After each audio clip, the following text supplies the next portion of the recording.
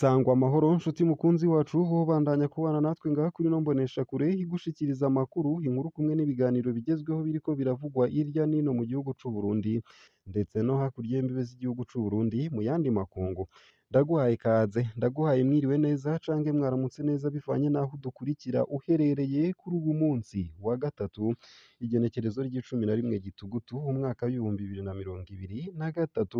Wowe udukurikira uri mu gihugu c'u Burundi ntunyemerere nguhe mwaramutse neza, ndetse nawe udukurikira uri hakurya y'imbibe z'igihugu c'u Burundi ndaguhaye mwiriwe canke mwaramutse bivanye n'aho udukurikira uherereye. Utegerezwa gusa rero gufyonda sabone canke subscribe nawe utarafyondako, hama ukabandanya urashikirwa n'amakuru, ibiganiro kumwe n'inkuru tubandanya gushikiriza binyuriye ngaha kuri ino mboneshakure imwe rudende, ibigutohoreza hama ikabigushikiriza kamwe ku kandi hatana kamwe kavuyemwo mu buryo butosoye kandi butomoye kandi bw'idonido. Aya makuru araba ashimikiye ku ngingo nkuru nkuru zikurikira. Umushikirizamanza mukuru wa Repubulika aremeza ko Dieudonné Murengerantwari yahagaritswe. Mu itangazo yaraye asohoye ku munsi w'ejo igenekerezo ry'icumi Gitugutu bibiri na mirongo ibiri na gatatu, Leonard Manirakiza amenyesha ko ku magenekerezo ya ndwi ndetse n'umunani Dieudonné Murengerantwari yahora arongoye ibanki nkuru y'igihugu BRB n'umudandaza Sylvestre Niyonsaba bahagaritswe. Umushikirizamanza mukuru wa Repubulika akaba amenyesha ko abo bagabo uko ari babiri bariko barasambishwa ku vyaha bine. Ese ivyo vyaha vyoba ari ibihe? Babikoreye hehe? Babikora ryari? Ni ngaha kuri ino mboneshakure muri ano makuru ntuje kure. Leonard Manirakiza akaba ahumuriza imiryango y'abafashwe ko amategeko y'igihugu hazokurikizwa mu gukurikirana abo bantu. Iyo nkuru ku buryo buramvuye ni muri ano makuru ntuje kure. Nayo kandi umupolisi Jerome Niyonkuru yiyamirije ibiturire vyizigiye igipolisi c'u Burundi ari mu mvuto kuva ku wa kane z'ukwezi k'umunani bibiri na mirongo ibiri na gatatu.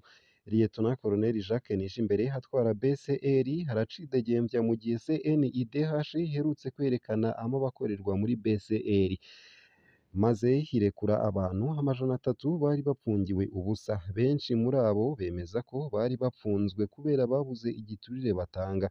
Kugeza ubu nta matohoza arakorwa ku bapfiriye muri BCR, mu gihe abari bapfungiweyo bavuga ko Jacques Nijimbere yababwiye ko bazopfa kamwe kamwe gushika bose baheze. Nayo kandi niyo nkuru ni mu buryo bw'idonido mu kanya ntuje kure.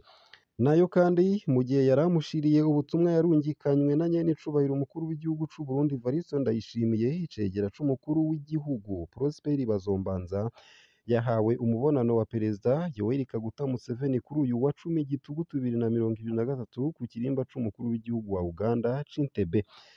Womenya ko icegera c'umukuru w'igihugu c'u Burundi Prosper Bazombanza ari mu rugendo mw'ico gihugu kuva ku munsi w'Imana, ubwo yari agiye aserukiye nyen'icubahiro umukuru w'igihugu c'u Burundi Evariste Ndayishimiye mu birori vyo kwigina imyaka 61 irangiye igihugu c'u Buganda cikukiye vyabaye kuri uwa 9 Gitugutu 2023.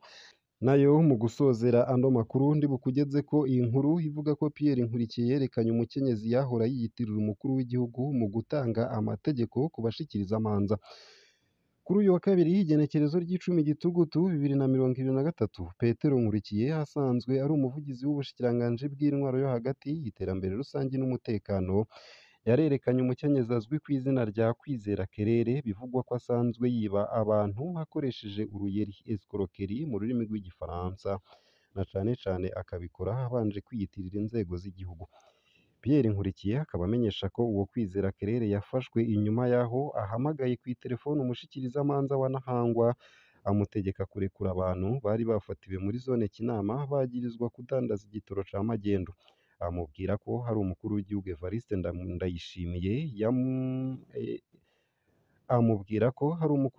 Evariste Ndayishimiye yabimutumye.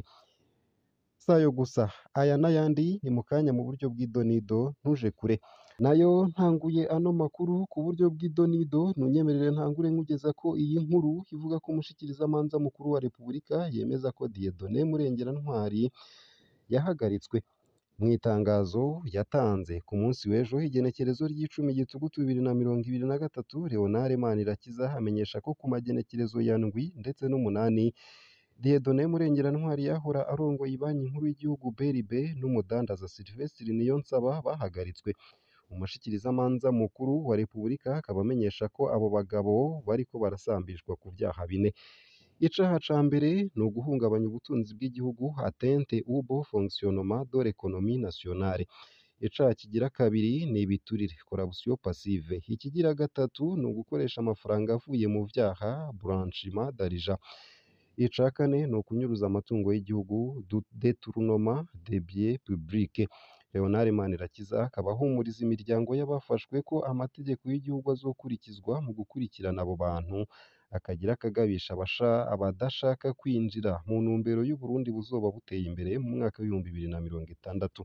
Dieudonné Murengerantwari akaba yasohowe gato ejo haheze maze arabisikanya mu mabanga na Edouard Normand Bigendako yari yaraye agenywe kurongora BRB.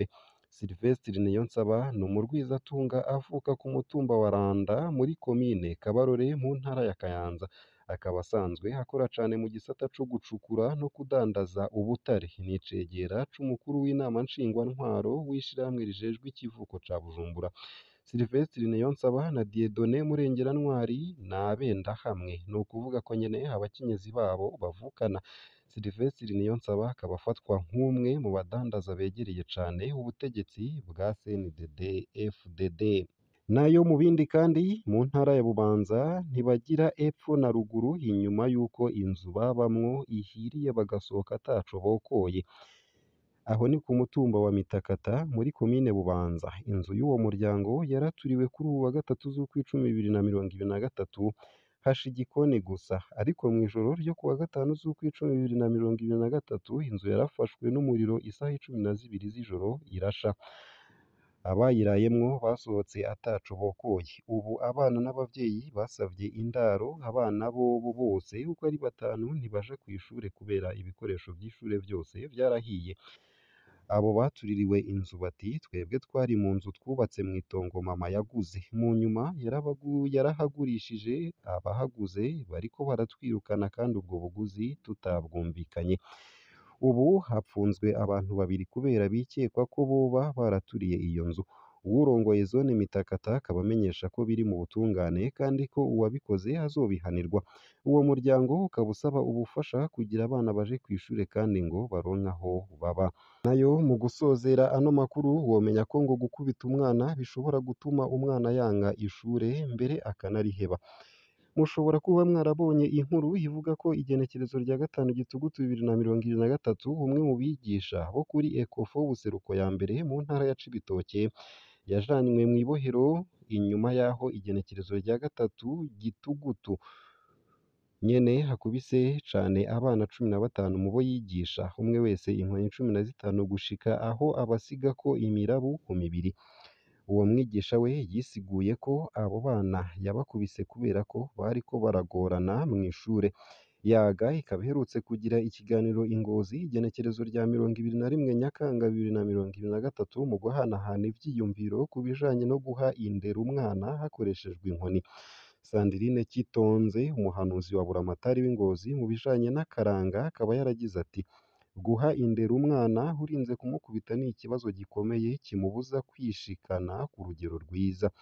Bitwegereye n'umuhinga mu bijanye n'inyifato psychologue kugira duhe umuco ku ngaruka mbi ivyo biheza bikagira ku mwana.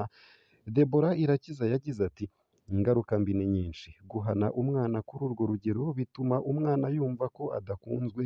Uretse n'ibyo kandi birashobora gutuma umwana yanga ishure mbere akanariheba. Uwo muhinga yabandanije avuga ko bishobora no gutuma umwana agira ishavu ryinshi hakama akubita abandi, ivyo bita agressivité mu gifaransa, canke ugasanga ariko arasubira inyuma mu vyigwa hamwe n'ibindi. Deborah Irakiza akaba abona ko ibihano nk'ivyo hatari bibi, ariko uwuhana abwirizwa kwitwararika kuko hari ibibazo bishobora gushikira umwana mu bijanye n'amagara yo mu mutwe nk'ihahamuka canke akabonge. Vyongeye Joseph Ndacayisaba, uyundi muhinga mu bijanye no gutanga indero, spécialiste en sciences de l'éducation, we avuga ko mu gihe umwana akubiswe bimugora gutahura isano riri hagati y'ikosa yakoze n'igihano yahawe. kubwiwe vyoba vyiza mu gihe umwana yigishijwe gutandukanya iciza n'ikibi. Ngaha akaba ariho nsoreje ano makuru nari naguteguriye ariko aravugwa hirya no hino mu gihugu c'u Burundi ndetse no hakurya y'imbibe z'igihugu c'u Burundi mu yandi makungu.